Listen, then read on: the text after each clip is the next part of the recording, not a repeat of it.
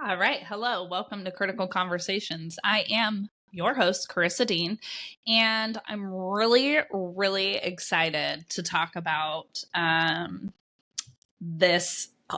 It's going to be it's a hot topic, but I want to preface it by saying something. So I've been at this for about a year doing the podcasting thing. I've been in the coaching industry since 2019. I've been coaching since 2020. We're about to embark on my 5th year of being a coach, taking paid clients. This is going to be my 3rd year in business on my own with my ICF certification. And what I've realized in the last month through some really deep spiritual introspection is I've been telling you the truth without saying a lot. And I want to change that. And I want to go even deeper. And I want to have dirtier conversations. And I want to pull off a few more masks and really share some of the roots of why I'm here and why I believe, coaching isn't something I chose, but chose me. And because it chose me, I really want to be more vulnerable with you. So I'm excited to have this conversation because it's kind of, on the cusp of me exploring what does that deeper vulnerability look like, and how am I really dropping the armor and connecting with you guys on a more intimate level. It's interesting because I've been told how to be a coach and how to show up online and how to sell and how to do I've been told how to do it by so many different people. And I'm finally like, fuck the noise. Here's how I want to show up. And I've always kind of held my ground as being authentic and sharing raw and vulnerable. But I've always kind of done it in a way that's protected, like the intimate details. And, I'm seeing how that is really still showcasing the smoke and mirrors illusion that triggers me in the industry. So we're going deeper, and I'm excited that you're choosing to be here and listen and partake. And I hope that you're ready, because a lot of the conversations that we're going to be having in this upcoming year of Critical Conversations are gonna make you uncomfortable, and they're really gonna push some of your edges. And that's the concept. Like, that was the original concept. And I think I've danced on being proper or being eloquent or being really well spoken. And I'm kind of like, fuck it, let's get raw. Let's get into the dirty nitty gritty. So this topic came to me. I want to share the story of how it came to me. So for many people, you've heard my story, but I want to share it a little bit differently. And this isn't the story about how I grew my business or got into, it's kind of how I got into coaching. In 2019, I really didn't like myself. I was really angry in life. And my anger was mostly being projected onto my husband. I was blaming him for so many of the reasons why I was not feeling good, instead of looking at myself. And so this conversation is really, I want you to get curious about, how am I projecting instead of investigating how I feel? Instead of focusing on myself, how am I projecting? So we're going to get to know your inner bitch. You heard it here first. You're a bitch at times. And I know this because I'm a bitch at times. And my curiosity here is, are you willing to own your bitchiness? In 2019, I was a bitch, full on, probably 90% of the time, especially towards my husband. I was not happy. I was not feeling good in my body. I was not in a great mental, emotional space. And I was projecting, and I was a bitch, and I couldn't own my bitch. So I want to emphasize here, I'm not saying you can't be a bitch. I'm just saying, can you own when you are a bitch? So, Nigel was always bitching at me. I'm always bitching at him. And we just like continued in these cycles of not really being fully happy. Like there were moments of happiness, moments of joy, but it was always like, fuck, I need a break from you. Fast forward to today, 2024, Nigel, this is the first time he's leaving for like an extended period of time where I haven't been excited for him to leave. I want to rephrase that because a year ago and previously, like I would be so stoked that my husband's going to be gone for a few days. I'm so excited, right? And it's funny because when Ruby found out that her dad was going to be gone, she was like, Mom, are you so excited? And I was like, actually, I'm kind of sad. Like, I kind of want to cry. And here's why. I actually really like my husband right now. And we've done a lot of really hard work to get to that place.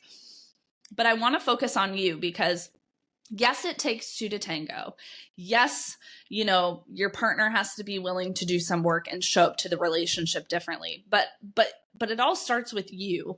And the more you're curious about how are you currently showing up, I think that's where it starts. And so that's where we're starting. So Nigel's gone. Ruby ditches me.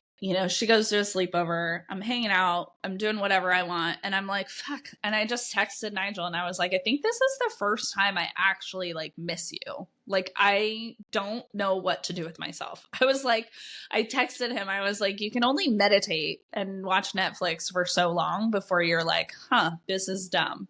I'm not much of a baker. I do love to cook, but not for myself. So it's like, I'm not going to go buy food and make this fancy fucking meal. It's not who I am. That's not my love language, right? My love language is quality time. So, I could hang out I have plenty of friends. I have shit I could do. But like, I was just like, I don't really want to do anything but hang out with my husband and he's not here and this is lame. So anyways, that type of an exchange would have never happened before. It would have been like, I miss you because I want to have sex, or I miss you because you cook dinner for us, or I miss you because, I want to go out with you or whatever. Like, I want you to buy me something. And that's not what that message was. And it was like the first time, and it like clicked in my head. And I was like, oh, I actually like him. And I like him because I stopped projecting all of my shit and blaming him for my shit. I was blaming my husband in 2019, in 2020, in 2021, and in 2022, you guys. So for years, I am blaming Nigel for my unhappiness. It's his fault. He's the bad partner. He's the bad parent. He's the one with no boundaries. He's the one that doesn't have the same values. I'm blaming instead of looking at how I'm showing up, what I'm projecting onto him, my traumas, my unhealed wounds, and my insecurities. Like, a lot of it came down to my insecurities and how I was so hyper focused on the external validation. And when he wouldn't give me that external validation I needed, suddenly he's a terrible human being and everything's his fault. So I'm going to talk about my experience, and your experience could be different, and take it with a grain of salt and stay curious. Get curious. But what if the truth about your current situation was less about the other person and more about you? What if the truth about finding your purpose and being happy was the pathway to cultivate the most beautiful relationship with your partner? What if your husband didn't need you to make money and contribute to the family? He just needed you to quit fucking bitching. That was my situation. And that's where I want to start. And that's what I want to talk about. When in 2019, a lot of our conversations were around money and being partners and contributing. And my head, because of my money wounds, because of how I was raised, to think about not enoughness, right? I had this huge lack mindset around there's just never enough. And so when he was arguing with me and he's like, I just need you to be my partner, my brain was like, he needs me to make money. He needs me to contribute financially. And that's where my head went. I never asked for the clarification. I just instantly went to, I don't make enough money. I spend too much of his money, and, there's language there that can be switched, right? When you're partners with somebody and you choose to have a life together, it's really like, you play roles, right? So the role in our household, Nigel has always made a shit ton more money than I have. I've always contributed. I've always took care of myself and my shits and giggles and but if I want like a brand new car or something, like he's going to have to help me with that. It's not something I could ever have done on my own previously. Right. And, and that's kind of always been our agreement. And it's never been about the money for him. It's always been about the partnership. But my head was so fucked up around money and there never being enough money and this huge gap to like, I'm married to this millionaire. How do I ever make $1 million? So I was just so like looping. I was just looping around. I got to make money. I got to make money. I got to make money. Like that's how I'm going to show him I'm a partner. Oh my God, you guys, it was so exhausting. And I wish that somebody would have been like, did you talk to him about it? Did you like get more curious with him about it? Did you like ask the question around like, okay, how do I do that? What's a partner look like to you? I didn't do that until like a year ago in counseling. What the fuck?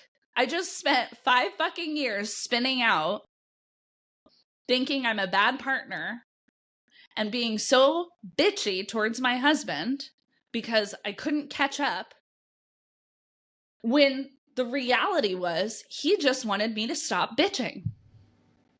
He literally just wanted me to stop bitching, and he wanted to see that I had his back, that when things got hard in his business, that I still was going to support him and that I was willing to show up for the business. For many of you, that I have a trucking business, dump trucks. He wanted to know that when shit hit the fan, I was going to get in the dump truck and do what it took to keep the mortgages moving along and our insurance moving along and, not go bankrupt. In COVID, when COVID happened initially, I think we all went into a panic, right? So 2020, he's like, I need you in a dump truck. And I'm like, great, I'm there, right? So I jumped into that dump truck because it was like, we don't know the state of the world. And right now we have all this business opportunity because COVID was happening. We're doing landscape supply. Everybody is working on improving their home and their garden. It was one of his most financially profitable years because everyone was at home. So everyone wanted bark dust, dirt, cedar chips. They wanted firewood. They wanted all the things because they were at home and they were finally like, I'm going to work in my yard because it's COVID and I can't go anywhere else. Anyways, so that year was a good year for us because he felt like I was a partner. It had nothing to do with the money, and it had everything to do with us being together, working towards a bigger dream together, like partnership, right? But then COVID ended, and I was like, fuck that. I fucking hate dump trucks. I never want to drive a dump truck again. I mean, let's be honest, you guys. I'm a manifesting generator. I really like creativity. I really like freedom to do what I want. And the monotony of getting in a dump truck and driving from A to B repetitively again and again is really like soul crushing. Like it's soul crushing for me. I can do it. I'm good at it. I'm actually really fast at it. In COVID, I was actually training drivers how to drive more efficiently. I understand it. I can do it. I can operate machinery. I can do all the things, but I don't want to. And it took us going to counseling to have some of these difficult conversations, but the conversation wasn't around, want to pinpoint this because when I was texting him yesterday and I was like, oh, I don't know what to do without you. And he's like, go shopping. He's like, go do this, go do this. And I was like, well, I mean, yeah, I could hang out with so-and-so and I could go, do whatever. But like, I love you and I miss you and you're my partner and you've been gone for a week and this sucks because you're my partner.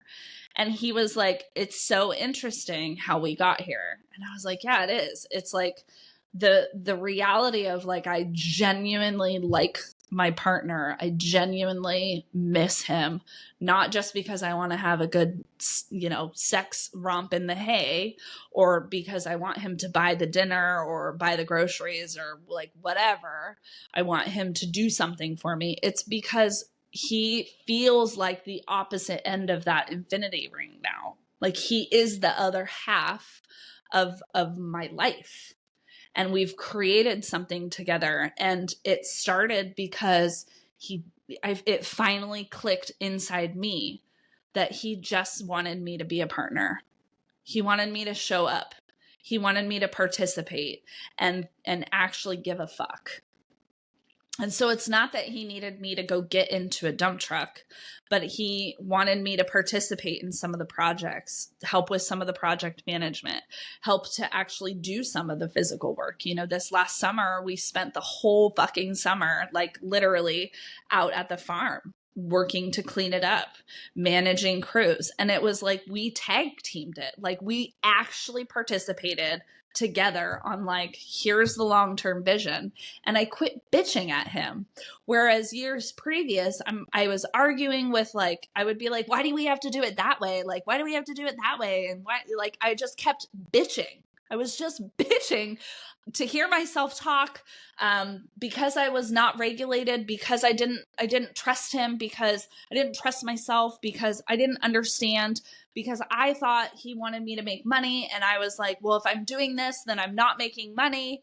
And it was never about the money for him. It was just about doing it together, working on these projects together, and not just like, okay, Karissa's in her lane doing whatever she's doing, but like actively participating, like being in each other's orbit and in the long-term vision of our family. And we got there because we finally had conversations. We finally we were taking the time to be like, what do we want our life to look like? We were planning ahead. We were like, okay, what's the 30-day goal? What's the 60-day goal? What's the 100-day goal? It's like we sat down and we were like, okay, we have this huge project. Like, what are we doing in the next 30 days? And because he is somebody who comes from the industry and he knows it better, he's like, well, here's the way it should go. And instead of being a bitch and arguing with him and being like, well, I don't think that's the most important thing. This is the most important thing. I was like, okay. And I just trusted him. I trusted his flow because he is more experienced in the construction, remodeling, like here's the order of operations. And so I'm curious, in your life, can you befriend the bitch in you and understand where she's coming from? Because the reality is sometimes we're just a bitch. We are, because we're tired, because we're PMSy, because we don't feel good, because we're disappointed about something in our business, because our trauma is coming up, because we don't see the value in ourselves, because we're burnt out, we're overburdened, we're overworked, we're not getting supported in the household.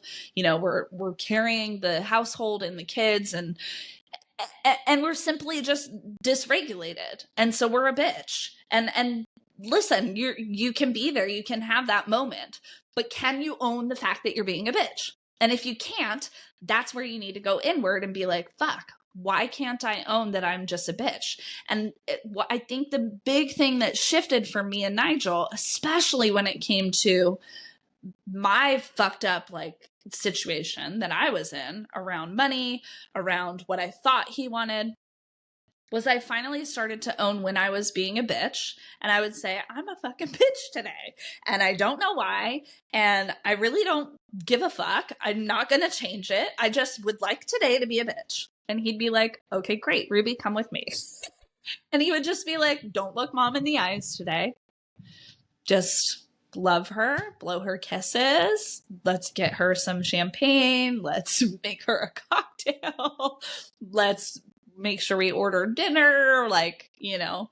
And he would just like step back and he would let me have that moment. But it's because we were finally communicating. And instead of just being a bitch to be a bitch to argue, I would own the fact that I was a bitch.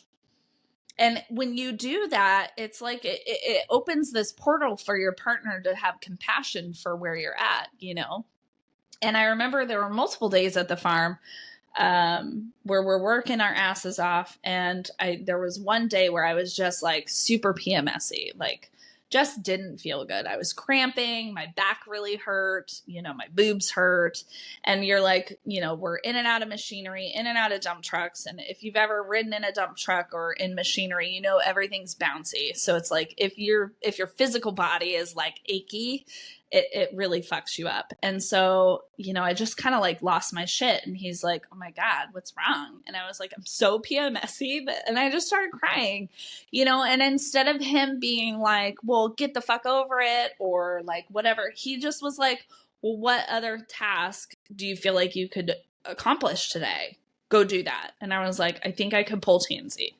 And I was like, so I'm going to not do this. I'm going to go pull tansy. I'm going to listen to a podcast or music.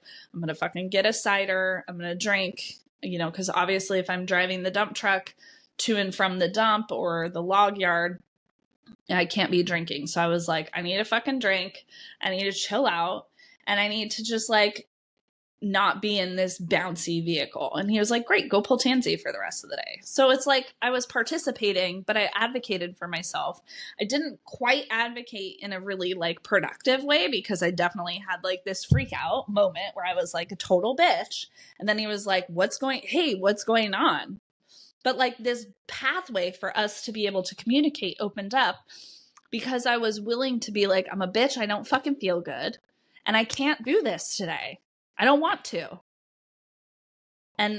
But I knew the bigger goal, right? I knew this bigger goal was like, well, we have all these fucking things that we have to do at the farm before he can start to grade and change the pastures and then hire the person to come build me the fences that I wanted for my horses. So because I knew where we were going, I could pick myself up, motivate myself to participate in a different way that was still supporting what I needed, but also supporting me being his partner and not just me being like, and here's the thing, the old version of me would have been like, fuck this, I'm not doing it. I would have gotten in my car and I would have left. That's not being a partner. And what Nigel needed is he needed me to be a partner. He needed me to stay and do the hard work with him and not just expect him to do all of it. And I think that that's fair.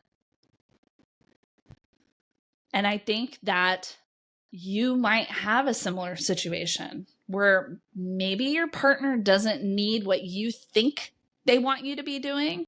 Maybe you need to have a conversation about what they actually want. And from our relationship, he literally just needed me to stop bitching and expecting him to make it all happen. He wanted me to show up and participate in the life that we were trying to create. So the expectation was that, you know, together we're picking pieces that we can each support to get to the long-term vision. And, you know, we got there through some really tough arguments. We got there through some really uncomfortable situations. We got there through counseling, lots of counseling. Thank you, Joe. We love you. John and Julie Gottman, highly recommend John and Julie, you know, Gottman Theory. They have books, they have all these things. If you don't want to go to counseling, you can start on your own. But, you know, I think it wasn't about the money, but I made it about the money because I was carrying heavy, heavy lack and wounding. And my partner just needed me to be a partner and stop bitching. And, you know, before I got on and sat down and was going to press record, I'm like, okay, how am I going to talk about this? What am I going to share? How do I give a little more information without giving it all away? How do I be more vulnerable with my audience? And I don't ask me why this song came to my head, but the bar song, right?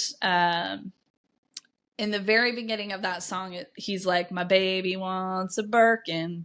She's been telling me all night long, right? Gasoline and groceries. This goes on and on. This 9 to 5 ain't working. Why the hell do I work so hard? Just take that right there. You're asking. Where are you participating? And are you asking in love, or are you asking because you're unregulated, your needs aren't met, and you're bitching?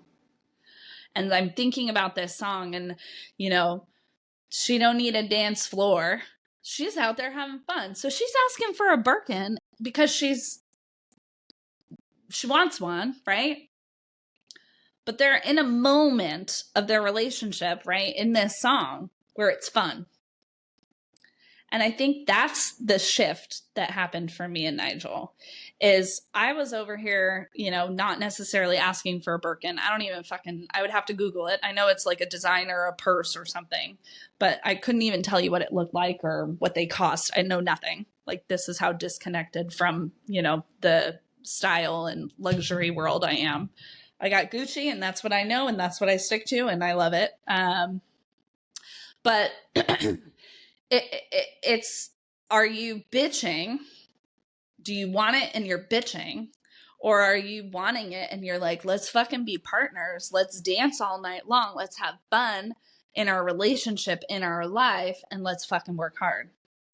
Let's dream bigger together. Like, I think those are the two pathways, right?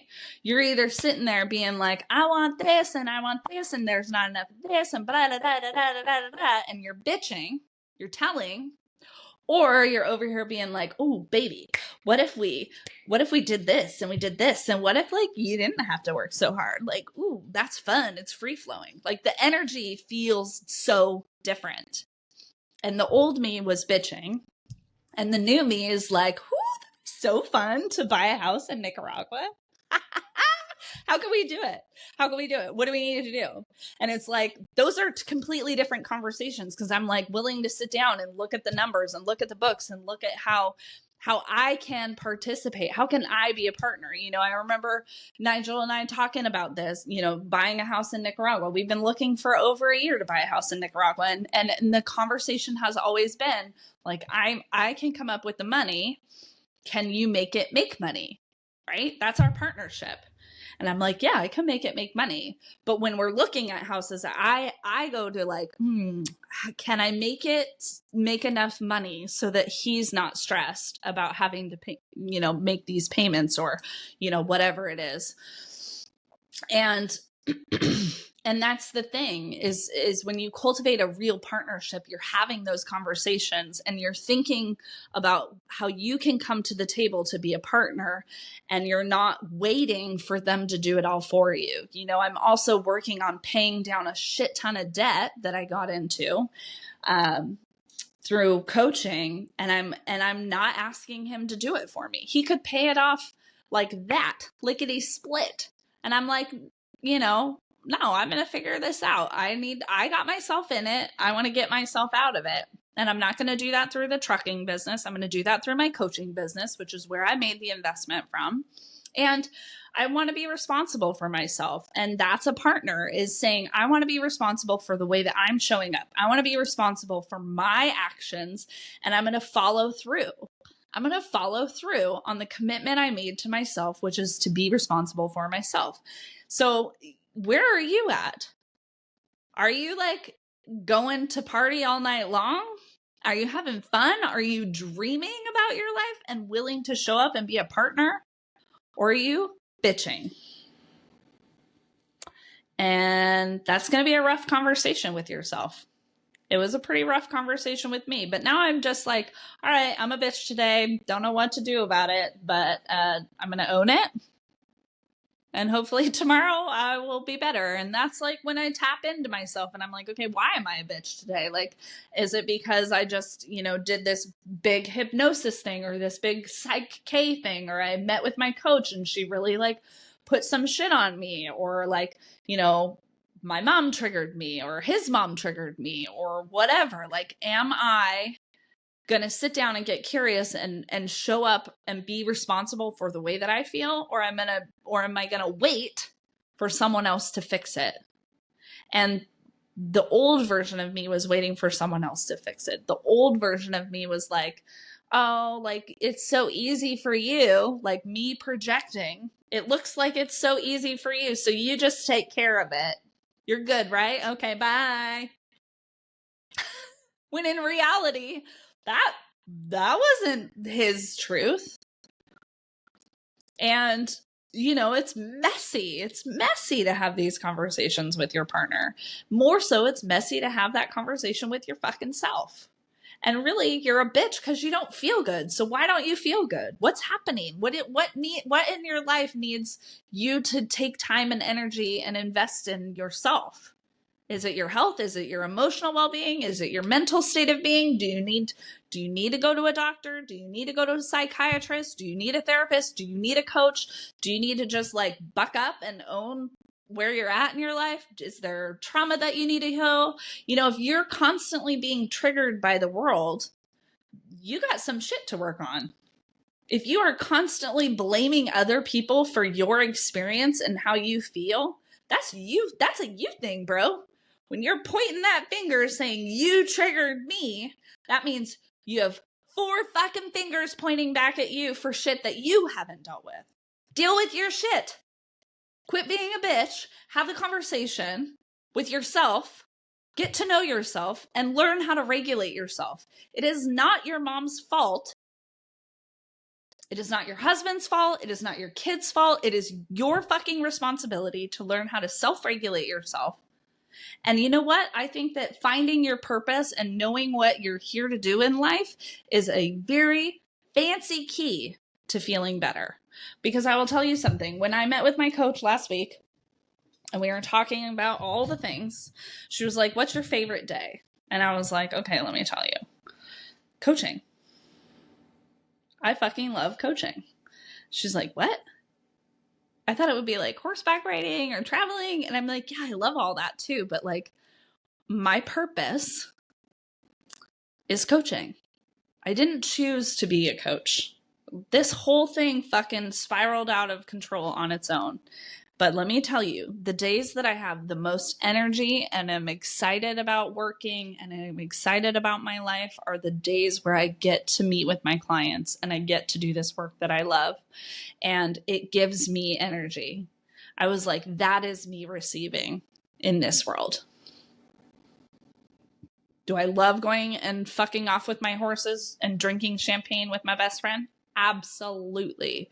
But I can't do it every day, all day for more than like a week. All right, more than 10 days. Let's be honest. I could do 10 days. But after 10 days, I'm going to be like, I need something else. And that's where coaching comes in. It gives me so much. I receive so much. And I am my authentic self. And I am invigorated. I am excited about living when I am able to coach people and help them feel the same way for whatever it is that they're doing in their world, whether it's being a stay-at-home mom, whether it's being a CEO, whether it's owning a business, whether it's, you know, being a really great partner, writing a book, starting their own podcast, helping people feel the way that I feel about coaching, being in their purpose. That's receiving. That is the ultimate thing. That's Christmas to me. And I get some pretty good Christmas gifts from Nigel, I will say. But that is it for me. And that's purpose. And it's so powerful and it's so beautiful. And I'm so grateful that I can say that. And I know there's a lot of privilege laced in all of this conversation, but I really do also believe that, you know, I'm on my unique path, and I think we're all on our unique path. And I just hope that you see the glimmers in your life that are also your privilege. And I hope that you hold on to those glimmers and you do something with those glimmers. Yeah, that's today's critical conversation. So not a bitch today. That's cool. Still miss my husband. Can't wait for him to come home because physically I just want his presence near me.